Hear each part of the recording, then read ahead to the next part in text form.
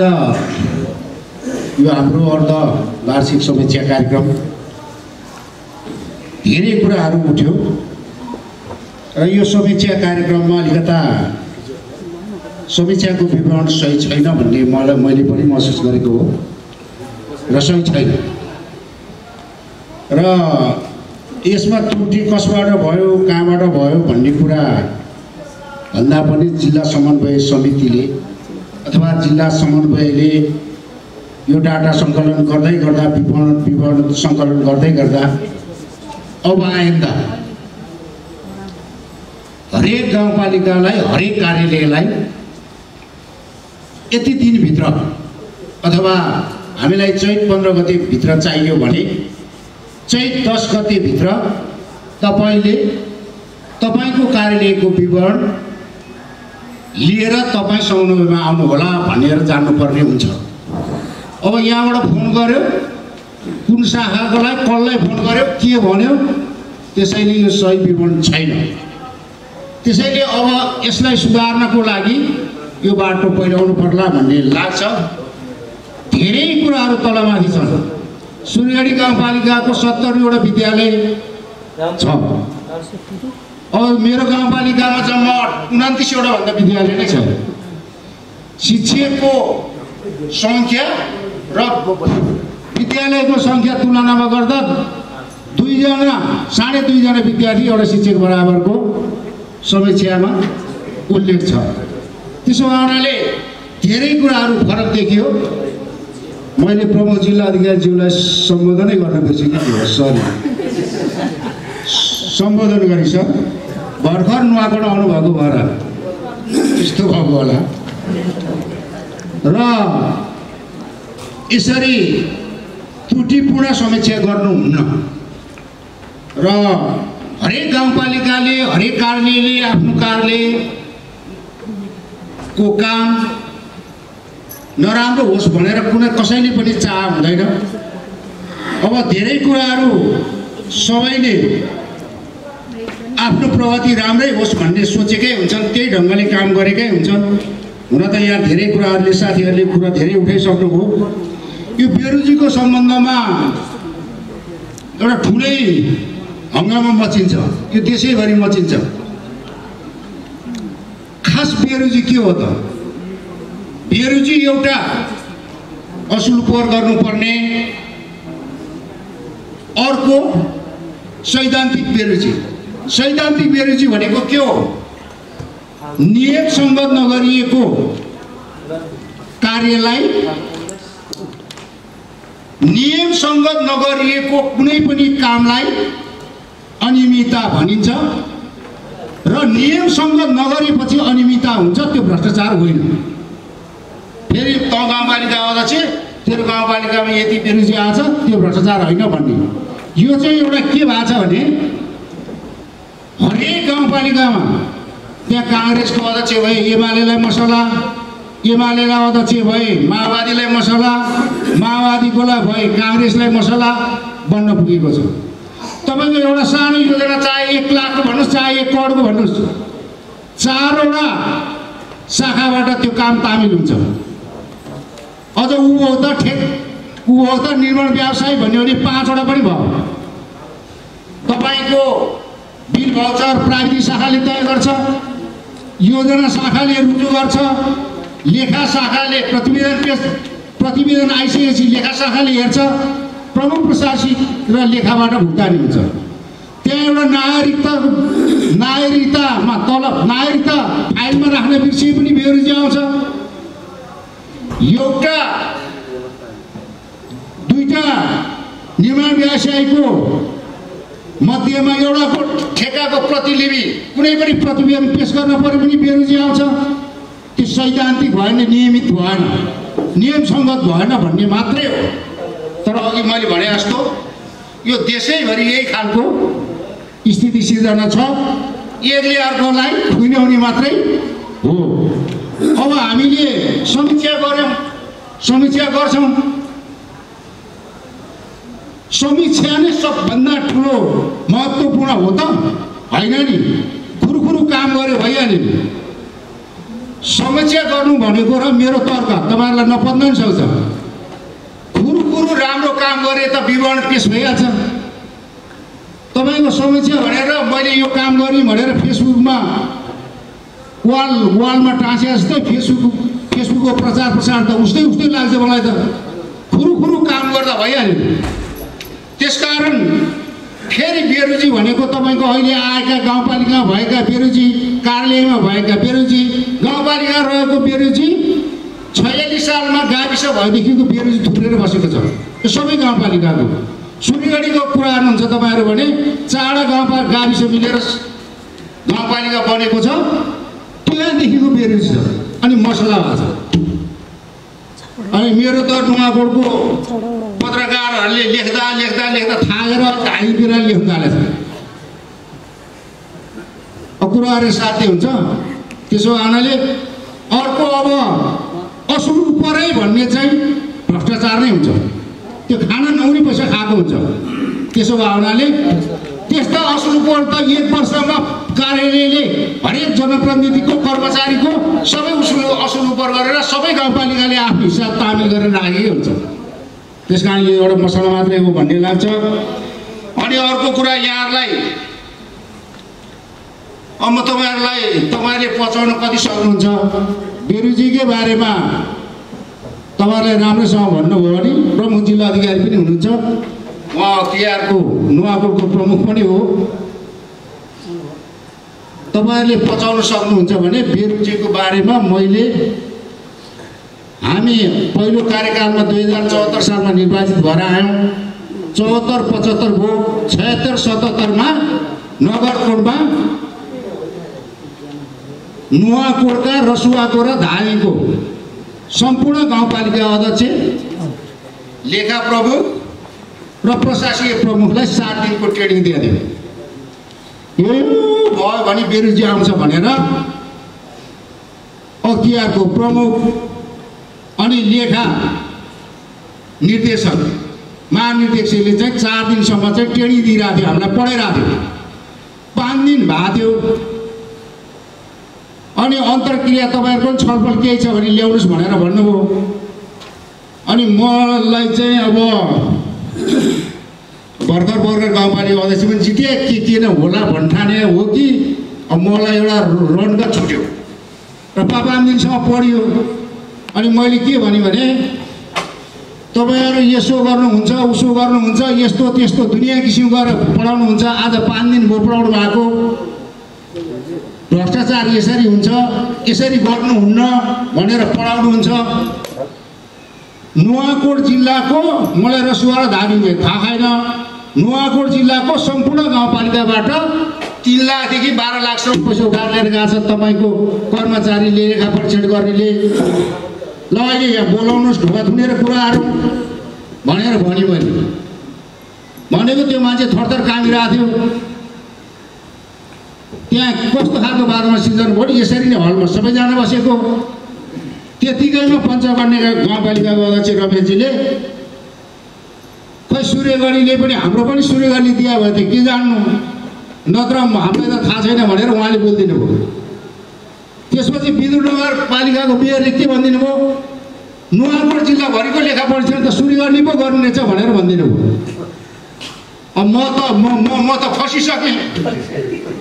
सबै गाउँपालिकाको प्रशासकीय अधिकारीसँग 5 दिनसम्म बस्दा कुराकानी भइसकेको थियो। अनि त्यसो कुराकानी भइसकेको अवस्थामा चाहिँ 12 लाख त विद्युत नगरपालिकाबाट मात्रै लगेको थियो। मेरो सूर्यगढी गाउँपालिकाले 3 लाख लगेको थियो। त्यसपछि पोखरी गाउँपालिकाको प्रशासकीय प्रमुखले सूर्यगढी गाउँपालिका अध्यक्षले भन्नुभएको कुरा ठिक हो, यो मेयर साहबहरूलाई थाहा हुन्न, यसको पीडा हामीलाई परेको छ, यो पैसा दिएको पैसा पनि कहाँबाट उपलब्ध कसरी गराउने भन्ने कुरामा त्यसको टेन्सन चाहिँ हामीले बोक्नु परेको छ भनेर उहाँले बोलिदिनु भयो। अनि विदुरकै प्रशासकीय अधिकारीले के भनिदिनु भयो भने उहाँ यो ककनीको प्रशासकीय प्रमुखले भन्नुभएको कुरा एकदम जायज हो, मेरो गाउँपालिकाले मसँग पनि 12 लाख लागेको छ भनेर भनिदिनु हो। अनि त्यसपछि यो हल त कस्तो भयो भने कोही पनि नबोल्ने, के गर्ने त्यस्तो खालको वातावरण सिर्जना भयो हलमा। अनि त्यसपछि मैले फेरि उठेर ल तपाईको नवराज भन्ने मान्छे थियो, त्यो मान्छेको नाम, त्यो नवराज भन्नेले लगेको छ पैसा, हामी उहाँलाई गाली पनि गर्दैनौँ, कुट्दैनौँ। तपाईँ अहिले यहाँ अख्तियार प्रमुख पनि यहीँ हुनुहुन्छ, तपाईँ महानिर्देशक, तपाईँले यो नुवाकोटको मेरो लगायत सम्पूर्ण नुवाकोटको बेरोजी चाहिँ प्रसोट गर्नु पर्यो। यो हलबाट यो प्रसोट चाहिँ गरौँ आज 7 दिनको दिन बसाइमा, होइन भने कि पैसा फिर्ता दिनु पर्यो भनेर मैले भने। अनि त्यो कुरा भइसकेपछि त्यहाँ त्यस्तै खालको भयो। केही अध्यक्षहरूले मेरो सपोर्ट गर्यो, केही अरू मान्छे कोही पनि बोल्थेन। भइसकेपछि त्यो 7 दिनको कार्यक्रम 5 दिनमा गुन्टा झान्टा बोकेर अनि घरमा लाग्यौँ। यो बेरोजी भनेको पैसा दिए रुजु, नदिए बेरुजु।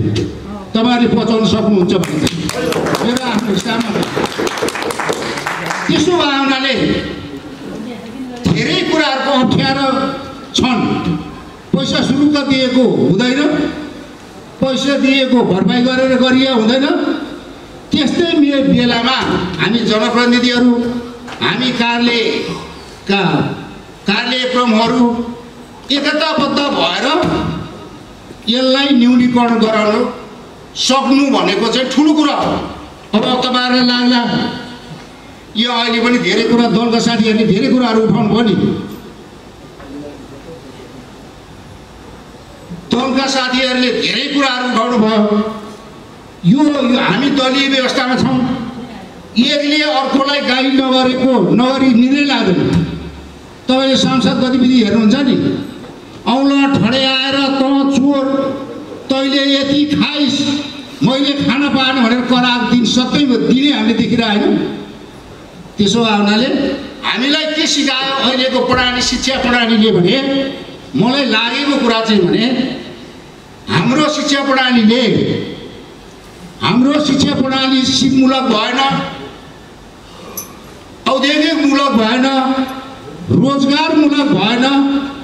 अनि अघि केही पनि नभइसकेपछि हुने के भयो त भन्दा कसले कार्यक्रम आयोजना गर्यो त्यहाँ कुद्न परिहाल्यो। डिग्री पास गरे सर्टिफिकेट छ, रोजगारी छैन, 2%ले जाहिर खायो होला। अब 77 जिल्ला 753वटा नगरपालिका प्रमुख गाउँपालिका अध्यक्ष भयो होला, प्रदेशमा अलिअलि भयो होला। अरू सबै मान्छे के छ त, सबै मान्छे बेरोजगारी छ। अनि यसले अर्कालाई डिग्रीको सर्टिफिकेट गल्तीमा राख्यो, अनि दुर्गा प्रसादले कार्यक्रम आयोजना गर्छ, त्यही पुगिहाल्नु पर्यो।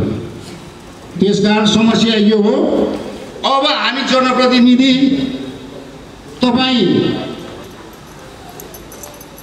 ब्युरोक्रेसी साथीहरू, तपाईँहरूसँग दिमाग छ, हामी सबै मिलेर तत्कालै अब अहिले हामी एयरपोर्टबाट 4000 दिनमा जान्छ, यति बाक्सा भरिएर आउँछ भन्छौँ नि। एकले अर्कोलाई गाली पनि गर्छौँ। सत्तामा एमाले पुगे, माओवादी कराउन थाल्छ, काङ्ग्रेस पुगे, एमाले कराउन थाल्छ, सबैजना पुग्दैन। अनि शिक्षाको प्रणाली त्यस्तो खालको छ। त्यसो भएनाले अब हामीले तत्कालै, म त मान्यज्यूहरूलाई चाहिँ अनुरोध गर्छु यो विषयमा बढी यहाँहरूले चाहे त्यो प्रदेशमा होस् चाहे त्यो सङ्घमा होस्, तुरुन्तै अहिलेको शिक्षाको प्रणालीलाई यो शिक्षाले खाना सिकाएको छ, खाना कहाँबाट आउँछ भन्ने चाहिँ सिकाएको छैन। त्यसकारण तुरुन्तै यो शिक्षा प्रणालीलाई, अहिले रहेको शिक्षा प्रणालीलाई ध्वस्त गरेर उत्पादनमूलक शिक्षा, सबै वैज्ञानिक खालको शिक्षा।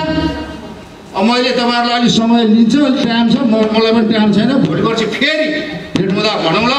त्यो खालको शिक्षाको प्रणालीको विकास गरेर 8 कक्षादेखि नै मैले भने जस्तो सिपमूलक, औद्योगिकमूलक, रोजगारमूलकको व्यवस्थापन अगाडि बढाउन सक्यो भने 10 10 8 वर्ष 15 20 वर्ष भित्रैमा यो भ्रष्टाचारहरू पनि सबै सुकेर जान्छ।